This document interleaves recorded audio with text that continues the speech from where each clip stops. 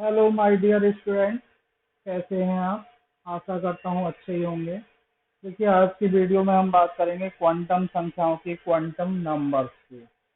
तो सबसे पहले ये जान लीजिए क्वांटम संख्याएं होती क्या हैं। वीडियो को लास्ट तक देखिएगा, कभी क्वांटम संख्याएं भुला नहीं पाएंगे। ठीक है। तो चार क्वांटम संख्याओं का ऐसा समूह या ऐसा सेट या ऐसा ग्रुप जो इलेक्ट्रॉन के बारे में संपूर्ण जानकारी प्रदान करती हैं, क्वांटम संख्याएं कहलाती हैं। जैसे इलेक्ट्रॉन की नाभिक से दूरी कितनी है, कक्षक की आकृति कैसी जो है आपकी कैसी है, अभिविन्यास या चक्रण की दिशा क्या है। तो सबसे पहले जो है क्वांटम संख्याओं को एक्सप्लेन करने से पहले मैं बताना चाहूंगा कि परमाणु की संरचना क्या होती है। पहले आप उससे समझ लीजिए। देखिए, होता क्या है कि बीच में तो आपका नाभिक होता है। नाभिक होता है, ये क्या है, आपका नाभिक है। नाभिक, इसमें आपके क्या रहते हैं, प्रोटॉन रहते हैं और न्यूट्रॉन रहते हैं। क्वांटम संख्याओं का प्रोटॉन और न्यूट्रॉन से कोई मतलब नहीं है।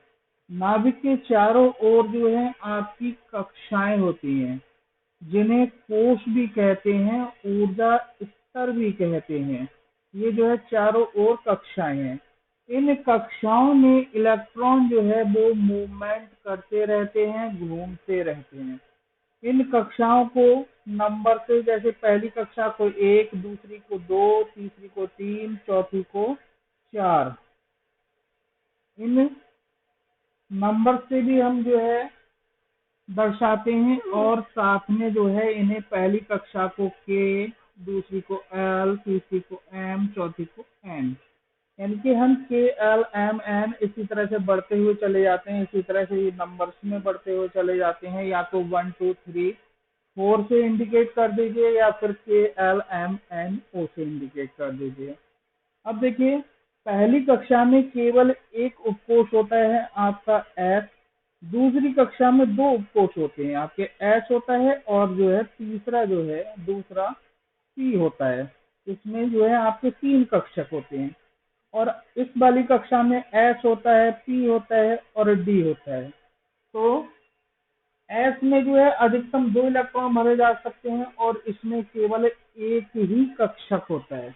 और पी में आपके जो है 3 कक्षक होते हैं, जिनमें 6 इलेक्ट्रॉन भरे जा सकते हैं। डी में आपके 10 इलेक्ट्रॉन भरे जा सकते हैं। तो आप पता है कितने कक्षक हो सकते हैं, 5 कक्षक हो सकते हैं। और एफ में जो है आपके 14 इलेक्ट्रॉन भरे जा सकते हैं और इसमें जो है आपके 7 कक्षक होते हैं, 1 2 3 4 5 6 और 7। ठीक है। पूरे को एक बार स्क्रीन शॉट मार लीजिएगा। ठीक है, स्क्रीन शॉट मार लीजिएगा लिखने के लिए। ठीक है, मार लिया होगा। ठीक है। अब देखिए, मुख्य क्वांटम संख्या। ये क्वांटम संख्या, चार क्वांटम संख्या होती है। मुख्य क्वांटम संख्या, दिगंशी क्वांटम संख्या, चुंबकीय क्वांटम संख्या और चक्रण क्वांटम संख्या। पहली जो मुख्य क्वांटम संख्या है वो क्या बताती है कि इलेक्ट्रॉन जो है किस कोश में है, यानी किस कक्षा में है, किस ऊर्जा स्तर में। दूसरी जो दिगंशी क्वांटम संख्या ये बताती है कि किस उपकोष में है, एस में है या पी में है या डी में है, किस उपकोष में। चुंबकीय क्वांटम संख्या बताती है, आपको ये तो पता लग गया कि एस में है या डी में है या पी में है। चुंबकीय क्वांटम संख्या बताती है कि वो किस कक्षक में, यानी कि कौन से कक्षक में। और चक्रण क्वांटम संख्या बताती है कि कक्षक में तो हमें पता लग गया, लेकिन उसके जो है जो घूमने की दिशा है वो क्लॉकवाइज है, यानी घड़ी की सुई की दिशा में घूम रहा है, या एंटी क्लॉकवाइज है। यही चारों क्वांटम संख्याएं जो है हमें पूरा जो है जानकारी प्रदान करती हैं। अब चलिए डिटेल में इनकी बात कर लेते हैं। ठीक है, डिटेल में बात करते हैं। मुख्य क्वांटम संख्या, इसे प्रिंसिपल क्वांटम नंबर्स भी कहते हैं। इसे एन से इंडिकेट करते हैं, इसे एन से प्रदर्शित करते हैं। ये क्वांटम संख्या इलेक्ट्रॉन की नाभिक से दूरी या फिर कोश कह लीजिए, या फिर आप, या फिर मुख्य ऊर्जा स्तर कह लीजिए, को प्रदर्शित करती हैं। यदि एन का मान अगर 1 है तो कौन सी कोश में होगा, के में होगा। अगर n का मान 2 है तो काय में होगा, l में होगा। अगर n का मान 3 है तो m में होगा, यानी तीसरी कक्षा में होगा। और n का मान अगर 4 है तो वो n कोश में होगा। ठीक है, तो मुख्य क्वांटम संख्या तो हमें ये बताती है कि वो कौन से ऊर्जा स्तर में है या कौन से कोश में है। अगली बात करते हैं दिगंशी क्वांटम संख्या, जिसको इंग्लिश में कहते हैं एजीमुथल क्वांटम नंबर। इसे कैसे, एल से इंडिकेट करते हैं। तो ये क्वांटम संख्या इलेक्ट्रॉन के उपकोश की आकृति, यानी अगर हमें पता लग जाए एस में है या पी में है या डी में है या एफ में है, तो हम उसके उपकोश की आकृति पता कर सकते हैं एवं उसके कोणीय संवेग का निर्धारण करती हैं। इसे एल से प्रदर्शित करते हैं, एल से प्रदर्शित करते हैं। इसके मान 0 से n-1 तक होते हैं। अगर सपोज दैट अगर n बराबर 3 है, n बराबर 3 है, तो l के जो संभावित मान होंगे वो क्या होंगे, 0, 1, 2, क्योंकि n-1, तो 3 में से अगर 1 घटाएंगे तो 2 बचेगा, यानी 0 से लेके 2 तक। अब देखिए, अगर l का मान 0 है तो उसका उपकोष कौन सा होगा, एस होगा। ये फिक्स होता है, निश्चित होता है। अगर 0 है तो एस होगा, 1 है तो पी होगा, 2 है तो डी होगा, 3 है तो एफ होगा। अच्छा, इनकी आकृति कैसी होगी, आप जानते हैं कि एफ में केवल एक कक्षक होता है, इसकी आकृति कैसी होती है, गोलाकार होती है। और पी की आकृति कैसी होती है, डम्बल की तरह, जैसे ये डम्बल होता है इस तरह की। और डी की आकृति कैसी होती है, दो डंबल की तरह, द्वि डंबल की तरह, यानी कि इस तरह से, इस तरह से और इस तरह से। अच्छा, इसकी आकृति बहुत जटिल होती है, इतनी जटिल होती है जैसे जो है पपीता, पपाया पे पपाया जो फल लगे होते हैं, यानी एक इधर लगाए, एक इधर लगाए, एक इधर लगाए, एक इधर लगाए, एक इधर लगाए, एक इधर लगाए, एक यहाँ लगाए, तो इसकी आकृति जटिल होती है, जिसको जो है समझाना थोड़ा मुश्किल है, इसीलिए जटिल होती है। इनकी आकृति ये होती है, इसकी गोलाकार, इसकी डम्बल, इसकी द्विडम्बल और इसकी जटिल होती है। अब बात कर लेते हैं हम चुंबकीय क्वांटम संख्या की। चुंबकीय क्वांटम संख्या की बात करते हैं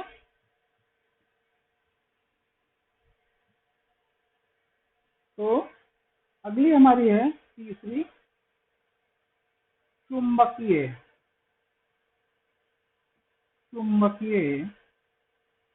क्वांटम संख्या,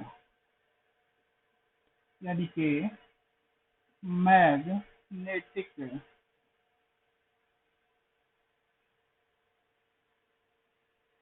क्वांटम नंबर। इसे इंडिकेट कैसे करते हैं, एम से इंडिकेट करते हैं, चुंबकीय क्वांटम संख्या यानी मैग्नेटिक क्वांटम नंबर। तो ये क्वांटम संख्या इलेक्ट्रॉन के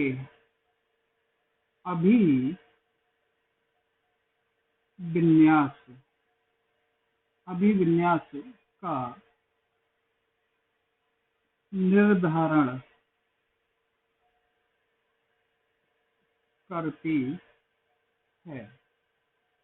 इसे एम से प्रदर्शित करते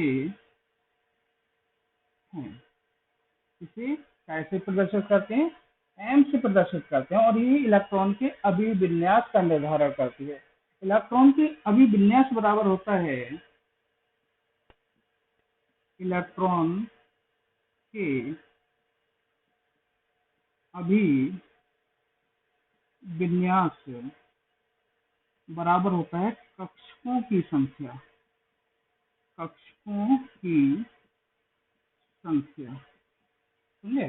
और इसके जो मान होते हैं वो किसी भी एल के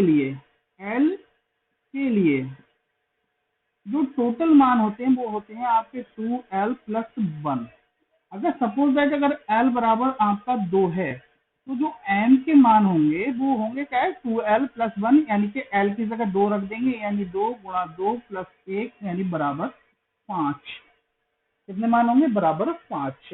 लेकिन एल के जो है एल के 2 मान के लिए इसके मान जो है क्या होते हैं, जो है एल के यानी plus L, sorry, minus L से प्लस एल तक, शून्य सहित, शून्य सहित।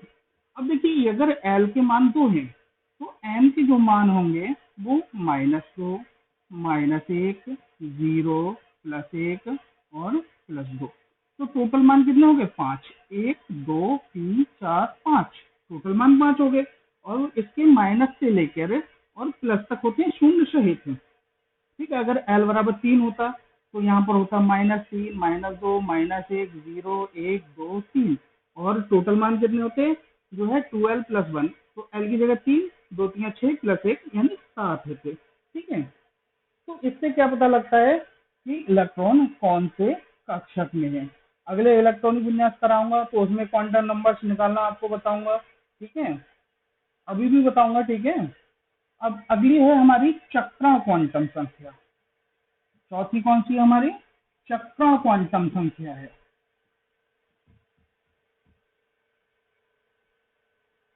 चक्रण क्वांटम संख्या, इसे कहते हैं स्पिन क्वांटम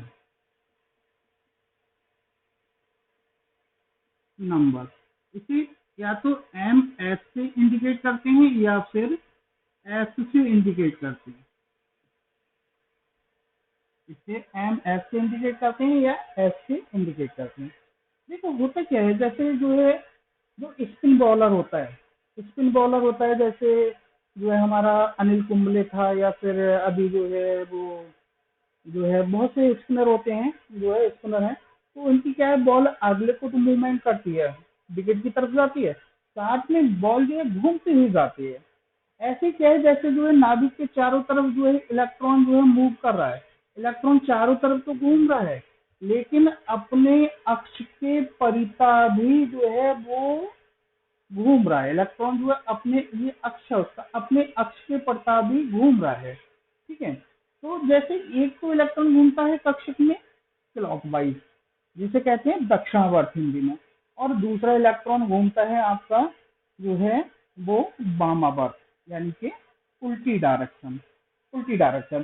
तो यहाँ पर जो है जो क्लॉकवाइज घूम रहा है इसकी वैल्यू जो है चक्रा क्वांटम संख्या के लिए होती है +1/2, और जो उल्टा घूम रहा है वामावर्त यानी एंटी क्लॉकवाइज, तो इसकी वैल्यू होती है -1/2। तो चक्रण क्वांटम संख्या से हमें क्या पता लगता है, सबसे पहले इस क्वांटम संख्या को एम एस या एस से प्रदर्शित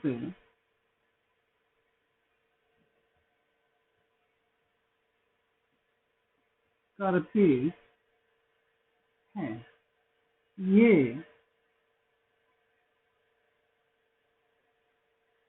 इलेक्ट्रॉन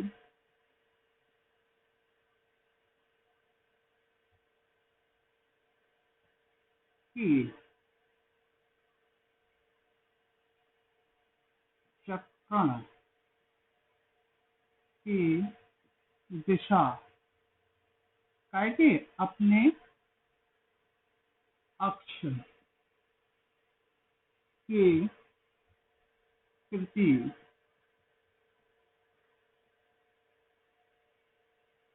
दर्शाते हैं। दक्षिणावर्त, दक्षिणावर्त जिसे क्या कहते हैं इंग्लिश में, क्लॉक यानी घड़ी की तरह, क्लॉक वाइज के लिए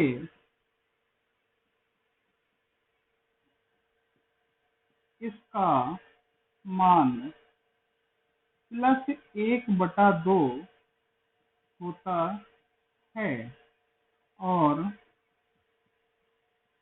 बामा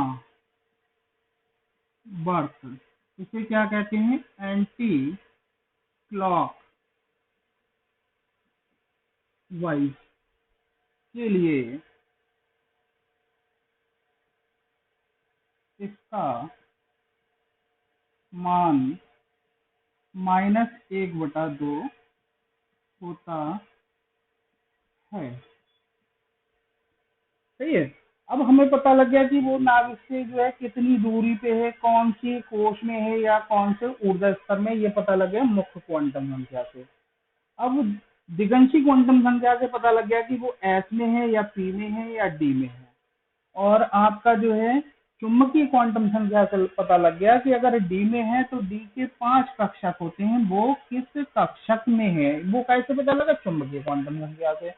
अब चक्रण क्वांटम संख्या से पता लगा कि उसकी, अगर वो इस तरह पहले भरा जा रहा है तो उसकी दशा क्लॉकवाइज होगी, और बाद में उल्टा भरा जा रहा है तो उसकी दशा जो है एंटी क्लॉकवाइज होगी। तो इस तरह से जो है हम इलेक्ट्रॉन के बारे में जो है पूरी जानकारी हमको मिल गई।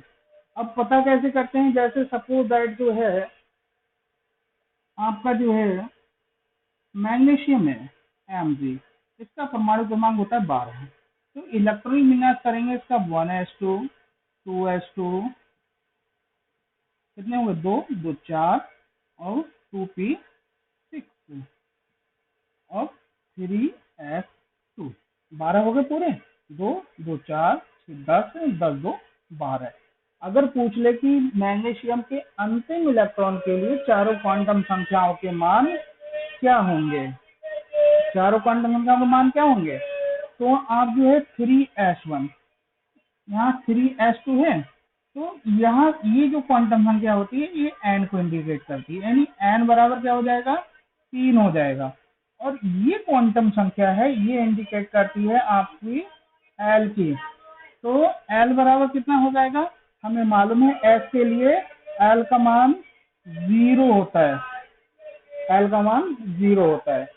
अब बात करते हैं m की, तो m के मान जो है क्या होता है, यानी -l से +l तक होता है, ठीक है।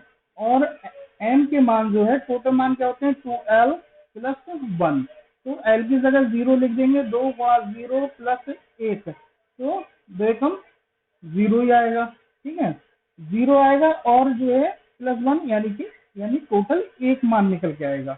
तो एक मान आएगा माइनस से लेके प्लस तक, तो जो है यहाँ नंबर तो कोई है नहीं, तो m बराबर भी 0 आएगा, ठीक है। अब चूंकि जो है ये एक कक्षक होता है s का, तो s में 2 इलेक्ट्रॉन है, पहला तो क्लॉकवाइज भरा जाएगा, दूसरा एंटी क्लॉकवाइज भरा जाएगा, तो s की वैल्यू जो है आती है कितनी, -1/2।